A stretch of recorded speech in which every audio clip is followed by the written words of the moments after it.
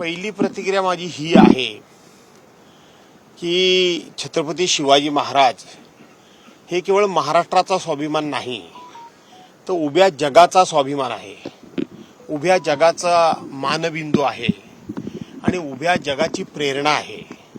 छत्रपती शिवाजी महाराजांचा जो काही राज्यकारभार झाला, त्या राज्यकारभाराची राजनीती, अर्थनीती, युद्धनीती, त्यांची त्यावेळची असलेली चौकस नीती याचा जगाच्या पातळीवर आज अभ्यास होतोय।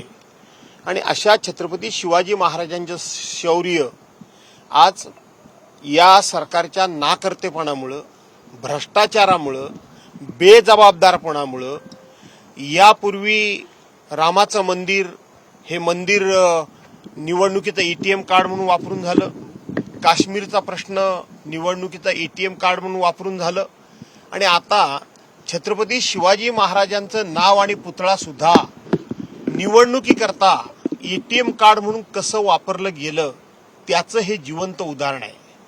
आणि त्या छत्रपती शिवाजी महाराजांचा पुतळा आज अशा अवस्थेमध्ये पडलेला बघितला असताना मनाला प्रचंड वेदना होतात, संताप येतो। परंतु संताप व्यक्त करत असताना प्रत्येक गोष्ट आम्ही राजकारणातली माणसं राजकारणाकरताच करतो अशी जी टीका केली जाते, त्याच्या ऐवजी जे कोणी टीकाकार आहेत, ज्यांना कोणी म्हणून वास्तुशिल्पामधलं, वास्तुशास्त्रज्ञामधलं, बांधकामामधलं थोडंफार जरी काही कळत असेल, अनुभव असेल, तर त्यांनी गर्दीच्या ऐवजी जसा मी शांतपणे आलोय तसं येऊन बघावं। इथं जे आपण खाली बघतो दगड लावलेले आहेत, जांबा दगड, जे आपण टाइल्स म्हणून वापरतो, चेकर टाइल्स म्हणून वापरतो, याला लेवल आहे का? ते कशा पद्धतीने वापरले बघा। जो बुरुज उभा केलेला आहे, त्या बुरुजाच्या कुठल्याही दगडाला हात लावा, तो दगड सहजासहजी पडून जातोय। परवांच्या दिवशी दगड पाडले, मुद्दामून बुरुजाला धक्का दिला, अशा प्रकारचा आव जो परवांच्या काही प्रकारानंतर आणला गेला, यातला प्रत्येक दगड हा नुसता वरती नाममात्र ठेवलेला आहे, त्याला कुठेही खाचकाम केलेलं नाही, त्याला कुठेही चांगल्या प्रकारचं सिमेंट, वाळू, ही काळी वाळू वापरून त्याचं बांधकाम केलेलं नाही, तर समुद्रातली खारी वाळू वापरून त्याचं केलेलं बांधकाम दिसतंय। इथं फिनिशिंग वर्क कुठेही नाही। इथे 45 किलोमीटर ताशी वारा वेगानं आला म्हणून पुतळा पडला जातो म्हणून सांगितलं जातो। सांगणाऱ्यांना लाजा वाटल्या पाहिजेत, त्यांच्या निर्लज्जपणाचा कळस आहे। हे बाजूला देऊळ बघा, त्या देवळावर एक प्लास्टिक लावलेलं आहे, ते साधं प्लास्टिक सुद्धा फाटलेलं नाहीये, इथं फाटलेलं नाहीये। कुठला वारा आला वेगानं? पलीकडच्या बाजूला 400 वर्षापूर्वी उभा केला किल्ला, त्यातला एक साधा दगड सुद्धा 400 वर्षानंतर हलत नाही, आणि तुम्ही 8 महिन्यापूर्वी बांधकाम केलेलं बांधकाम तुमचं कोसळून पडतंय। याच्यातच तुमचा भ्रष्टाचार जो ठाई तुम्ही प्रत्येकाने केलात, तो किमान छत्रपती शिवाजी महाराजांच्या पुतळ्यामध्ये करायला नको होता, तो त्यांच्या बांधकामामध्ये करायला नको होता। आजूबाजूचा जो परिसर सुशोभित केलेला आहे त्याच्यामध्ये करायला नको होता। आज इथं मला ग्रामस्थ सांगतायत की देशाचे पंतप्रधान नरेंद्र मोदी आले आणि उद्घाटन करून गेले, त्या दिवशी फक्त ह्या किल्ल्यावर लाईट होता, त्या दिवशी फक्त या ठिकाणी लाईट होता। आज सगळ्यात तिथं लाईट नाही, बाहेरून अतिशय निकृष्ट दर्जाचे 4 ते 5 हॅलोजन आणून शेजारच्या घरातून लाईट जोडून तिथं आणून सोडलेले आहेत। याचा अर्थ शिवाजी महाराजांच्या श्रद्धेपायी, शिवाजी महाराजांच्यावर प्रेम होतं म्हणून, शिवाजी महाराजांबद्दल आदर होता म्हणून या ठिकाणी शिवाजी महाराजांचा पुतळा उभा केला गेलेला नाही, तर शिवाजी महाराज हे केवळ महाराष्ट्रामध्ये मतांकरता त्यांचा उपयोग करून घेण्याच्याच उद्देशानं हे काम केलेलं आहे। या कामामध्ये प्रचंड असा भ्रष्टाचार झालेला आहे। हा पुतळा पूर्णपणे आतून पोकळ होता, अनुभवी माणसाला काम दिलेलं तर नाहीच, परंतु हा बसवण्यापूर्वी ज्या काही टेस्ट कराव्या लागतात, ज्या काही तिथे तांत्रिक बाबी तपासाव्या लागतात, त्या कुठल्याही प्रकारच्या तपासल्या गेलेल्या नाहीत, हेही आता स्पष्टपणे समोर बाहेर आले। महाराष्ट्र सरकार हे नेव्ही दलावर हे काम ढकलत असताना या स्टॅच्यूची ऑर्डर महाराष्ट्र सरकारनं का दिली? महाराष्ट्र सरकारनं जुन्या जाणत्या अनुभवी कारागिरांना हे काम देण्याच्या ऐवजी नवख्या लोकांना का दिलं? केवळ आणि केवळ भ्रष्टाचार आणि भ्रष्टाचाराकरता छत्रपतींचं नाव वापरण्याचं महापाप या लोकांनी केलंय। याचा निषेध करून चालणार नाही, तर अशा लोकांना खरं सांगायला गेलं तर राजकीय क्षितिजावरून यांचा कडेलोट महाराष्ट्रातल्या जनतेनं केला पाहिजे, देशातल्या जनतेनं केला पाहिजे, ही माझी पहिली भावना आहे. मुख्यमंत्र्यांनी 5 सदस्य समिती ह्या पुतळा कोसळल्यासंदर्भात नेमलेली आहे. अजून याचे कोणी सदस्य इथे आलं नाही, काय सांगाल? मुख्यमंत्र्यांना कधी 5 सदस्यांची समिती नेमावीशी वाटली? मुख्यमंत्री त्या ठिकाणी दहीहंडीच्या कार्यक्रमामध्ये काय वल्गना करत होते? त्यांना ना खेद होता ना खंत होती. माणसाला शेवटी खेद, खंत, लज्जा ही जन्मजात असावी लागते, हा स्थायी भाव असावा लागतो. परंतु हे राज्यकर्ते निर्लज्जपणे विरोधकांच्यावर टीका टिप्पणी करत होते, आरोप करत होते, याचं भांडवल करू नका म्हणून सांगत होते. या घटनेबद्दल ते टिंगलटावाळी करत होते. दहीहंडीच्या कार्यक्रमामध्ये जाऊन राज्याचे एक मुख्यमंत्री आणि एक उपमुख्यमंत्री, पुढची आम्ही या ठिकाणी निवडणुकीची दहीहंडी आम्हीच फोडणार आहोत, तुम्हाला कसं वागायचं तसं वागा, हे उर्मटपणे, उद्दामपणे आणि घमेंडखोरपणे बोलत होते. त्यांनी 5 लोकांची समिती नेमल्याचं नाटक केलेलं आहे. त्यांना माहित आहे या समितीमध्ये आपण आपले लोक अडकणार आहोत. याच ऐतिहासिक राजकोट किल्ल्यावर पुतळा पडल्याच्या दुसऱ्या दिवशी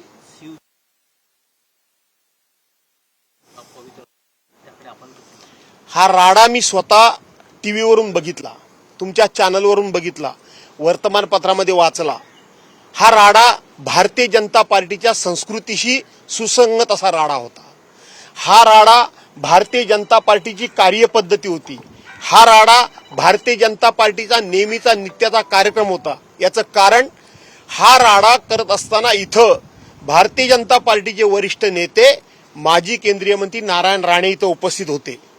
त्याच नारायण राणेंनी महाराष्ट्राच्या विधान परिषदेमध्ये एकदा भाषण करताना सांगितलं होतं, ते रेकॉर्ड आजही विधान परिषदेमध्ये आहेत. देवेंद्र फडणवीस मुख्यमंत्री असताना त्यांच्या देखत सांगितलं होतं की भारतीय जनता पार्टी हा गुंडांचा पक्ष आहे, भारतीय जनता पार्टी हा भ्रष्टाचारांचा पक्ष आहे, भारतीय जनता पार्टी हा दरोडेखोरांचा पक्ष आहे, भारतीय जनता पार्टी ही त्या ठिकाणी दारूवाले, मटकेवाले, 2 नंबर धंदेवाले, जेवढे वाईट काम करणारे आहेत तेवढे भारतीय जनता पार्टीचे लोक आहेत आणि भारतीय जनता पार्टीची ती ओळख आहे, हे नारायणराव राणेंनी सांगितलं होतं. आणि परवाची शिवाजी महाराजांचा पुतळा पडल्यानंतर जो भारतीय जनता पार्टीकडून या ठिकाणी राडा केला गेला, हा नारायण राणेंनी भारतीय जनता पार्टीची जी ओळख सांगितली होती, भारतीय जनता पार्टीची जी संस्कृती सांगितली होती, त्या संस्कृतीशी सुसंगत असाच राडा भारतीय जनता पार्टीने केलेला आहे. त्यामुळं त्यांच्याच नेत्यांनी बोललेल्या विधानावर त्यांनी शिक्कामोर्तब केलं. त्यामुळं त्या निमित्तानं भारतीय जनता पार्टीचं खरं रूप देशानं पाहिलं. औरंगजेबाच्या पुण्यावळीने दुसऱ्यांना शिवद्रोही बोलू नये. उद्धव ठाकरे मुख्यमंत्री असताना पाकिस्तान जिंदाबादच्या घोषणा दिल्या गेल्या. उद्धव ठाकरे पाकिस्तानी एजंट आहेत. बाळासाहेब हयात असते तर उद्धव ठाकरेंना लाथ मारून मातोश्री बाहेर काढले असते, असा आरोप नितीश राणेंनी केला. असं आहे की ज्या वेळेला छत्रपती शिवाजी महाराजांनी हा सिंधुदुर्ग किल्ला बांधला, त्यांचं भूमिपूजन केलं, तेव्हाचा किस्सा मी तुम्हाला सांगतो.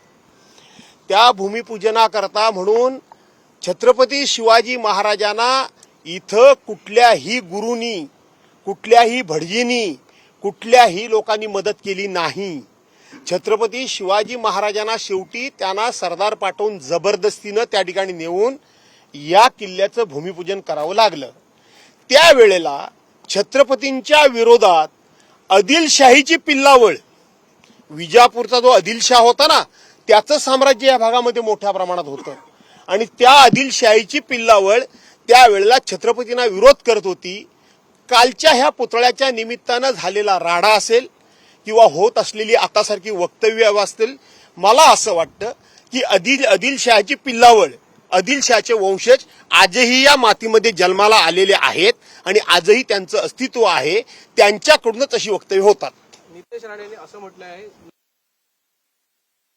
सारखे मारू, माझ्या वाकड्याला जायचं नाही, आमचा इतिहास सर्वांना माहीत आहे, मी 63 एन्काउंटर करणाऱ्या आदेश देणाऱ्या मुख्यमंत्र्यांचा मुलगा आहे.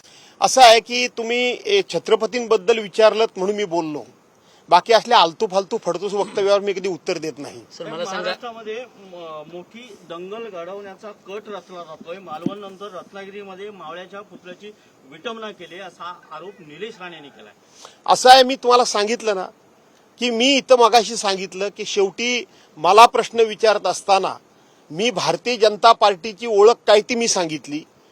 उद्धव साहेबांबद्दल जे वक्तव्य केलं ते आदिलशहाची वंशावळ करते म्हणून मी सांगितलं. बाकी आलतू फालतू कोण बोलतात त्यांच्याबद्दल मला नका विचारू. थोडंसं मी शिवसेनेचा नेता आहे, आलतू फालतू माणसांबद्दल मी फार कधी उत्तर देत नाही. सर मला सांगा, ज्या पद्धतीत हा पुतळा जो उभारण्यात आला त्यासाठी 3 वर्ष लागणार होती, मात्र 3 महिन्यात हा पुतळा उभारण्यात आला. मात्र याचा जो मेन कॉन्ट्रॅक्टर आहे त्याला अद्यापही अटक झालेली नाही, ज्याच्यावर गुन्हा दाखल आहे. मात्र दुसरीकडे जर पाहिलं तर अनिकेत पटवर्धन जे बांधकाम मंत्र्यांचे पी आहेत, तसंच मुख्यमंत्र्यांचा मुलगा हा या ठेकेदाराचा श्रीकांत शिंदे यांचा मित्र आहे. म्हणजे जो 1 नंबरचा आरोपी आहे, हा दोन्ही या नेत्यांच्या संपर्कात असल्याचं देखील पाहिलं जात आहे. त्याला अद्याप अटक होत नाही. याकडे कसं? असं आहे की तुम्हीच आता नाव घेतलं म्हणून बरं झालं. आपटे पुतळ्याचा कॉन्ट्रॅक्टर, पटवर्धन बांधकाम मंत्र्याचा कॉन्ट्रॅक्टर, आपला पीए, बरोबर आहे. आणि देशाचे आपल्या राज्याचे गृहमंत्री कोण? फडणवीस. आता फडणवीस, आपटे आणि पटवर्धन यांची कशी लिंक असेल त्याचा विचार तुम्ही केलेला बरा मी करण्यापेक्षा. आणि मग एक कोणतरी मम म्हणायला लागतो म्हणून तो कदाचित मुख्यमंत्र्यांचा मुलगा असेल. त्यामुळं पटवर्धनानं अटक कशी करायची, आपट्यानं अटक कशी करायची आणि फडणवीस कसे करू शकतात? भिडे मास्तरला अटक फडणवीस करतायत का? नाही करत आहेत. त्यामुळं ही तुम्ही अटक ही जाणीवपूर्वक टाळली जाते. कसा आपटे मिळत नाही तुम्हाला? जातो कुठे Apte? Agarwal hit and run करून गेला, सापडत नाही कसा? तो शहा वरळीच्या कोळेवाडीतल्या त्या बाईला मारलं, सापडत नाही कसा तुम्हाला? आणि म्हणून मी सांगितलंय की या राज्याला देवेंद्र फडणवीस सारखा कुचकामी सत्तेचा दुरुपयोग करणारा, पोलिसांचं खच्चीकरण करणारा, पोलिसांना विरोधकांना संपवण्याकरता वापरणारा मुख्यमंत्री मिळाला, हे महाराष्ट्राचं दुर्दैव आहे. सर, काल जो राडा झाला त्यामध्ये मात्र सर्वसामान्य कार्यकर्त्यांना गुन्ह्यात घेतलंय, मात्र नेते मंडळीची नावं नाही आहेत. असणार कशी? हे राज्य कायद्याचं आहे का? कायद्याचं आहे का? तुम्ही आजपर्यंत जे म्हणून एक झाला गुन्हेगार आहेत त्यांना कोणावर कारवाई होतीये?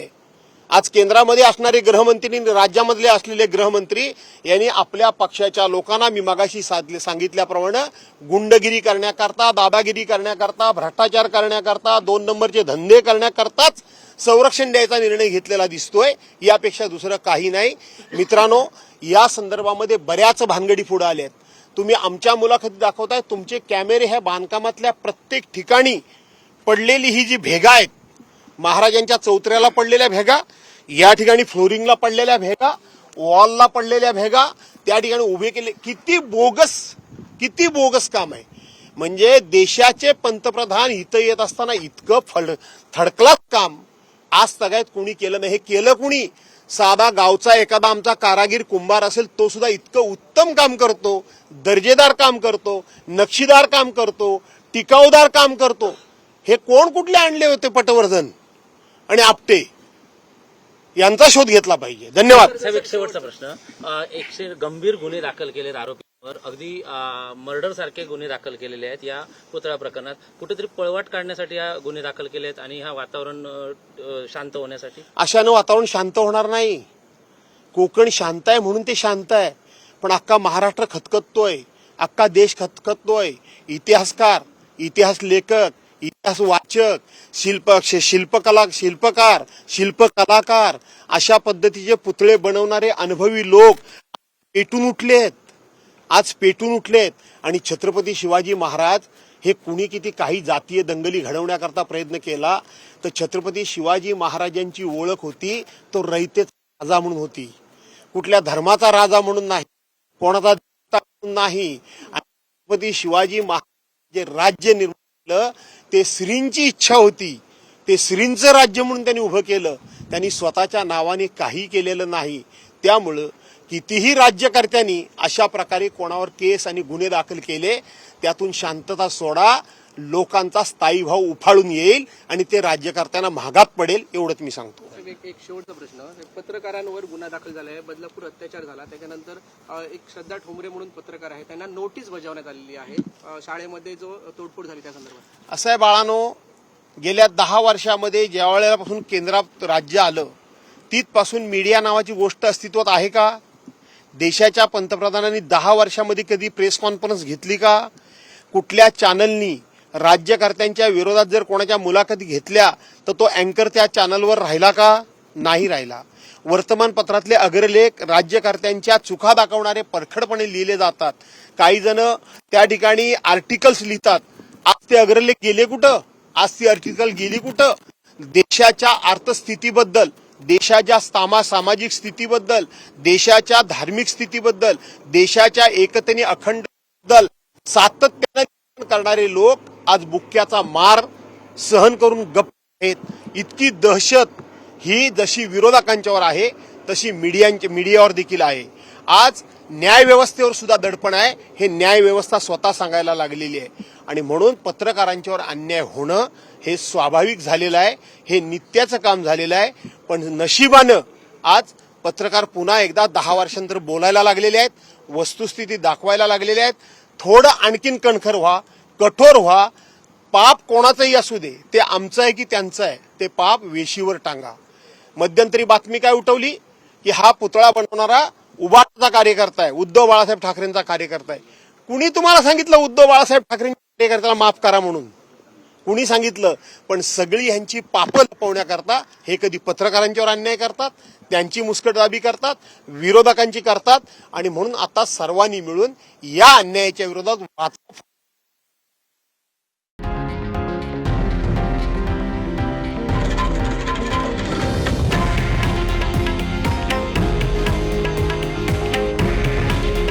हे आहे देशातील नंबर 1 न्यूज नेटवर्क आणि आपण पाहत आहात TV9 मराठी.